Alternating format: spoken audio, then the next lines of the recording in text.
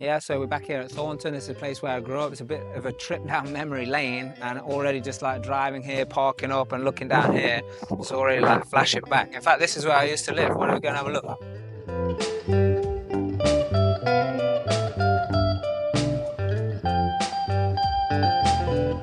The reservoir, which is pretty famous, and it actually like makes Thornton look good. I wonder if my mum's even in. Hello, Mum. Yeah, just come in.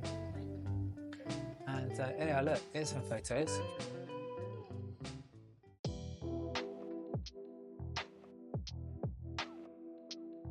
So my dad used to do some work for these people who they did property, but they also did like a clothes factory. Yeah, and like all the misshaped stuff that they couldn't sell. He used to get them this paper and look after it like a baby. That's got to be close to where I started having that heart. But yeah. So you'll see some as well. Who do you think that is? It's my dad. Wow. Yeah, there's there.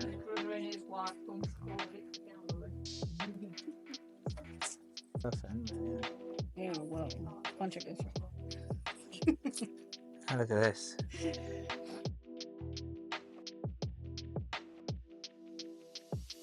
Who's this kid here? Who's that kid?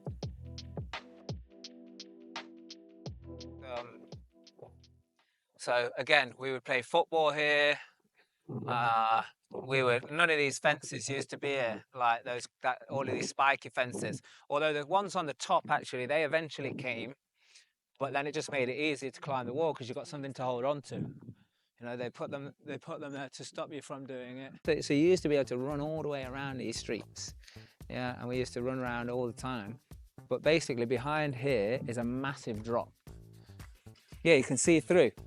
So look through that gap. We literally used to stand on that wall and hold on to the top of the garage. Because I'm not very tall anyway, you know, I could literally only just reach it, you know, and you just used to like shimmy all the way around. But like as you get to the edge and then you go around that side, the drop is big. I tell you something, yeah, when I lived here when I was a kid, the streets would not be empty, especially in the summer holidays, which it is now, for sure, definitely not. If there was someone outside with a camera like this, we would literally be following them around.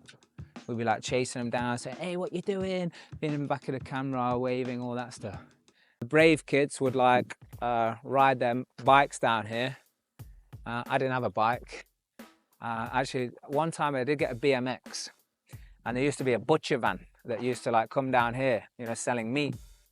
You know, it would like beep its horn and like people would come out and buy meat. And the kids used to just follow it around. And, you know, I was following it and I was pretty quick.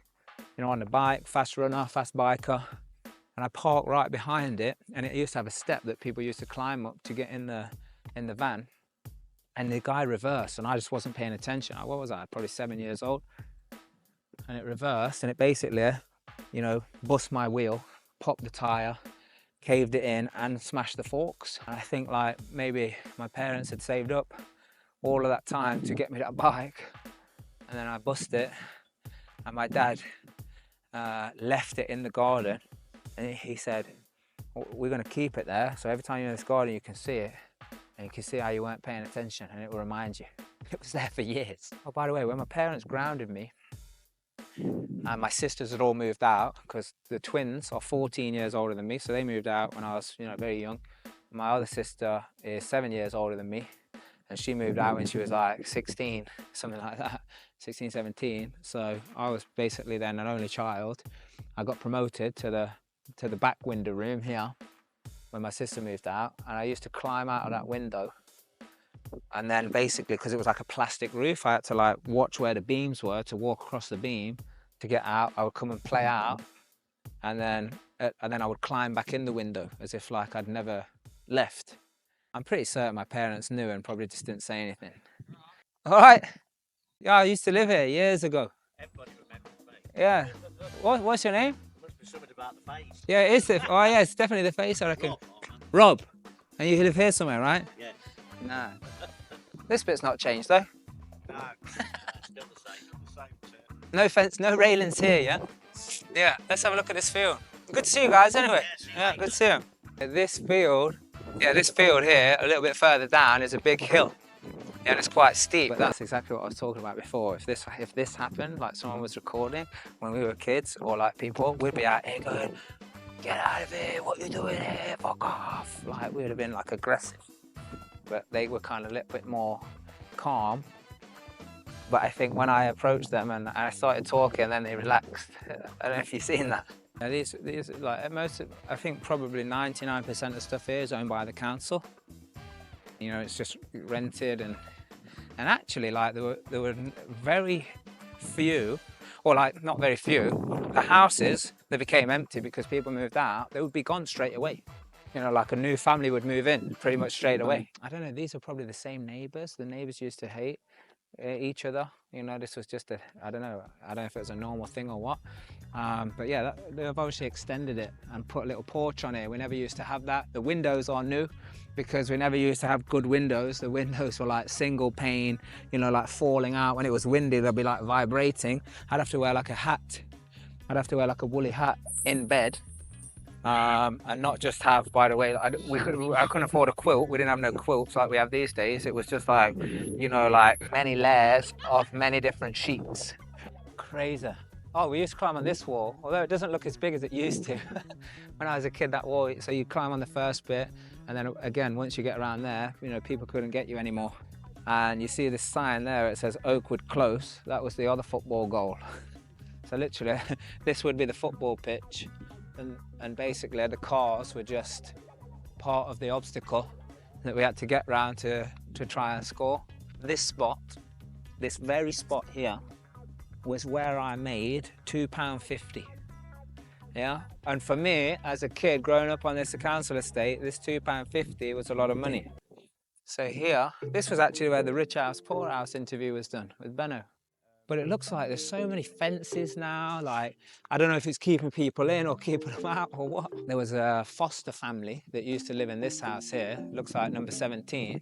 So they used to have quite a lot of children there. Like the lady who lived there, yeah, probably fostered, I don't know, 5 or 6. And I think she had 2 or 3 herself. I'm not labelling all foster kids as this, but obviously they were a little bit of troublemaker because we all used to cause trouble around here. And I remember one time they trapped me and like they kind of like enticed me into the house to say, oh, you can come and play on the PlayStation, because I had a PlayStation and I didn't have any computer because we didn't have any money. And they kind of enticed me in the house to say, yeah, come and play the PlayStation, and realised that what they were doing was to get me in the house, to lock the door so they could beat me up, like for no reason, or at least I didn't know what the reason was. And it's because if I was outside, they knew they couldn't catch me.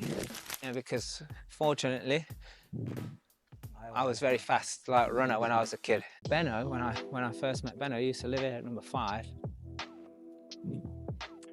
But yeah, as you can see, it's just a different way of living. It's a different life.